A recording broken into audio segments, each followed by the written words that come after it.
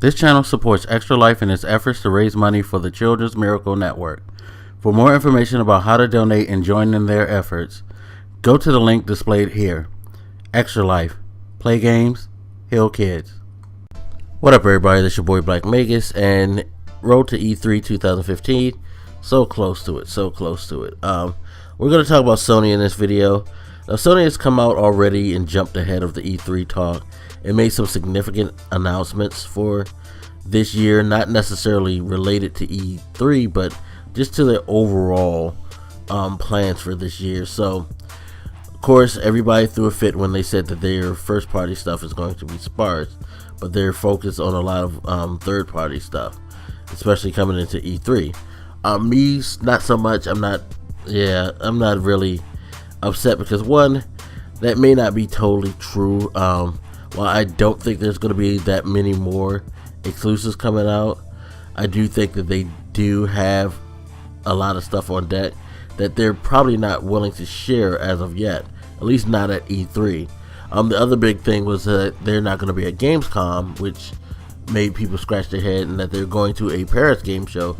I think what Sony has been doing, especially since the success of the first PlayStation experience, is I think Sony is trying to set up a way to attack the consumer by doing less of these huge, grand, overindulgent experiences like E3, and trying to get to a more intimate, direct type of way of conveying their strategies and their products to people. PlayStation experience was a huge success. And they're always popular in Europe. Gamescom is always a big thing for them, but Gamescom and E3 PAX, those are pretty costly promotions where it's hard to stand out. You have to do something very, very grandiose to stand out. Like, we all say 2013 E3 was phenomenal for Sony, but that was only because of a couple of moments with the whole share game and the pricing thing. Otherwise, it was standard fare for the most part. You didn't really see a whole lot. It was the same year in, year out E3 type of thing. E3 has been kind of overrated for the presentation part for a while now. If you really look back at E3s, you don't get a whole huge lot of information. You get small tidbits that we hype up, in my opinion. And I think that's what Sony's trying to figure out, is where can we position ourselves to get the best spotlight, to give the better presentation, to actually show something. Again, going back to PlayStation experience, you got to see gameplay and stuff like Uncharted and things like that. You got a little unexpected in the mix.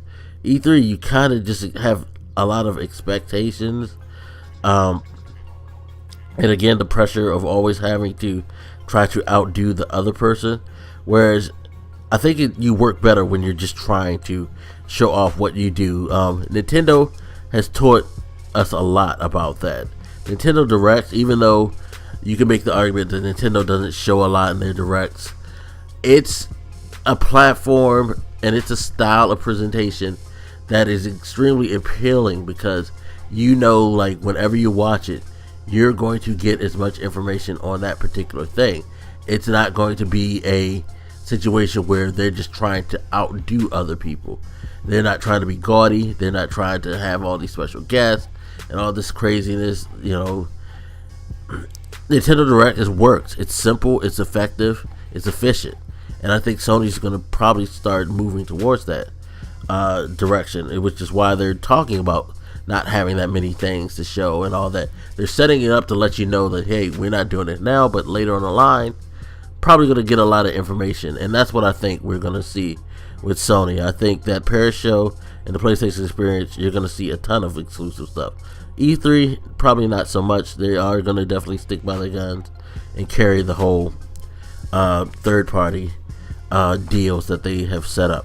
That being said, how is their E3 going to be? I think it's going to be just standard fare. I think it's going to be cool. I think you're going to see some neat stuff. I'm sure they're gonna have Bungie up there.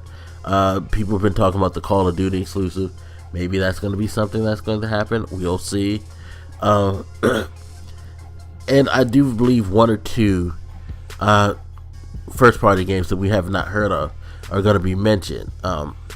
Yeah, I don't think that they're going to just totally not show any attention to their first party lineup, but definitely going to have something, and it's not going to be just a remastered. I think they are going to actually show something more, but beyond that, I think Sony's going to have one of the weaker, if not the weakest show. Again, I think that's purposely. I don't think they really care that much about E3 this year, but we'll see. I mean, the platform's doing strong, still selling very well all over the world. Sony's in good position to take an L this E3, I think. But anyway, you guys hit me up. Let me know what you think, and I'll holler at you later. This your boy Black Vegas, and I'm out. Deuces.